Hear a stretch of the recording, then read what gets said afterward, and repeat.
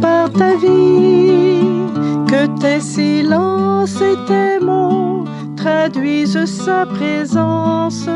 Aime et dis-le par ta vie, comme lui fait chanter tes jours et tes nuits. La charité est longanime, la charité est serviable, elle n'est pas envieuse. La charité ne fanfaronne pas, ne se gonfle pas. Elle ne fait rien d'inconvenant, ne cherche pas son intérêt, ne s'irrite pas, ne tient pas compte du mal. Elle ne se réjouit pas de l'injustice, mais elle met sa joie dans la vérité. Elle excuse tout, croit tout, espère tout, supporte tout. La charité ne passera jamais.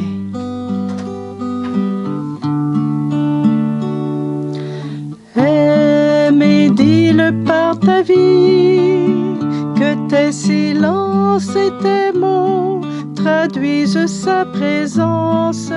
Aime et dis-le par ta vie, comme lui fait chanter tes jours et tes nuits.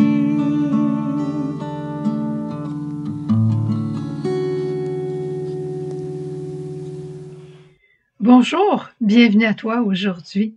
On poursuit ensemble notre neuvaine qui commence tout juste et qui est déjà source de grâce pour plusieurs d'entre nous, si j'ai bien lu vos témoignages. Aujourd'hui, notre témoin, c'est un ami de tous, Saint Jean-Paul II. Je voudrais d'abord te parler de certains écrits qu'il a faits au sujet de la charité et ensuite relever des événements de sa vie pour conclure par le plus grand acte de charité, à mon avis, qu'il a fait. C'est bon? Selon Jean-Paul II, la charité, c'est l'amour de l'autre. L'autre qui devient premier pour toi. L'autre qui devient premier pour toi. La charité te conduit à dire, selon Jean-Paul II, l'autre, c'est moi. Et d'où cela peut-il venir? Comment ça se fait que quelqu'un peut arriver à dire l'autre, c'est moi? Eh bien, ça vient de notre baptême. Ça vient du cœur de la Trinité où le Père et le Fils sont un. Et cet amour qui les unit n'est pas un amour fusionnel, bien au contraire, mais cet amour qui les unit s'appelle l'Esprit Saint. Et cet Esprit Saint, il t'a été donné à toi comme à moi le jour de ton baptême et il a été mis en effusion par notre confirmation, nous envoyant pour être des saints de l'amour, nous envoyant pour être et pour des serviteurs de nos frères. C'est avec l'amour reçu de Dieu que je peux aimer. Ça, Jean-Paul II le redisait, et ce qui était la source de sa prière incessante. Il disait son rosaire à tous les jours, il faisait des heures d'adoration. Quand il allait dans des voyages, on le cherchait des fois, mais où est-il? Et là, Monseigneur Djuvitch disait, je pense que je le sais. Et il le retrouvait prosterné à la chapelle en train de prier, très conscient que c'est seulement avec l'amour reçu de Dieu que je peux à mon tour aller aimer les autres à la manière des saints, c'est-à-dire qu'ils laissent Dieu aimer en eux. Avec la charité, des fois on dit « charité bien ordonnée commence par soi-même ». Ça peut toujours aller si on passe à l'autre étape qui dit « l'autre, c'est moi ». Avec la charité, l'autre devient plus important que moi-même, et d'où l'importance du respect de la vie. Respect de sa vie, respect de la dignité. Et Jean-Paul II a respecté la vie de tout être humain à partir du début jusqu'à la fin. Il a parlé par rapport à l'avortement et par rapport à l'euthanasie, disant que c'est un crime contre l'humanité parce que la première chose qu'on a à faire, c'est de respecter la vie qui nous est donnée. Ensuite, il y a la question de l'affection fraternelle. Être capable de se réjouir de la joie de l'autre et la compassion, se faire compagnon de la passion de l'autre, jusqu'à dire, comme Saint Vincent de Paul même le disait, votre peine est ma peine est votre peine. Quelque chose, hein, d'en arriver là. Et Jean-Paul II a simplement suivi Jésus quand Jésus disait « Tout ce que vous faites au plus petit d'entre les miens, c'est à moi que vous le faites. » Jésus s'est identifié à l'autre, et particulièrement au plus petit, au plus souffrant. Alors celui qui marche dans les pas de l'unique modèle va faire exactement comme lui. Et on va voir Jean-Paul II, il a fait des grandes choses. Alors, j'en suis au deuxième point.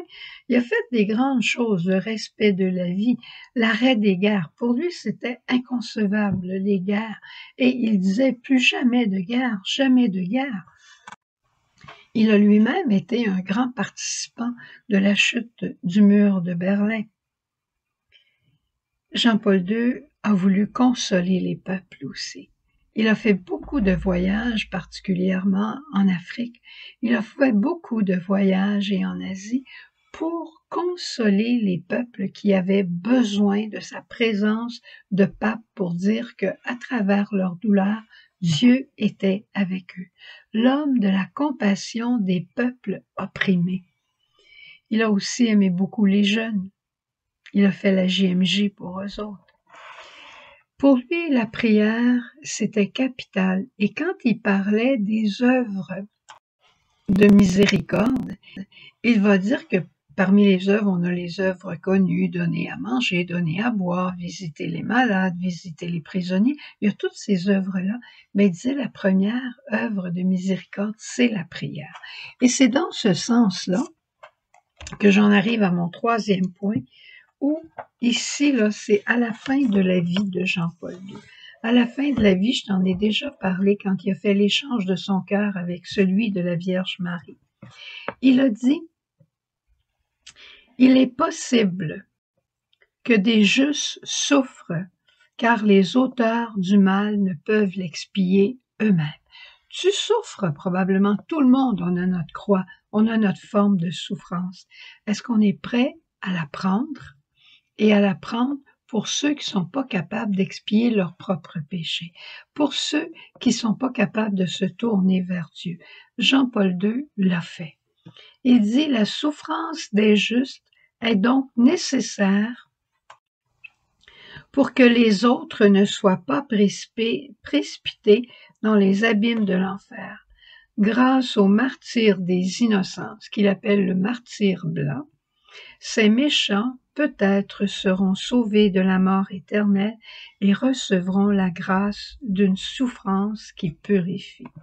Ce qui revient à dire notre mission de suppléance.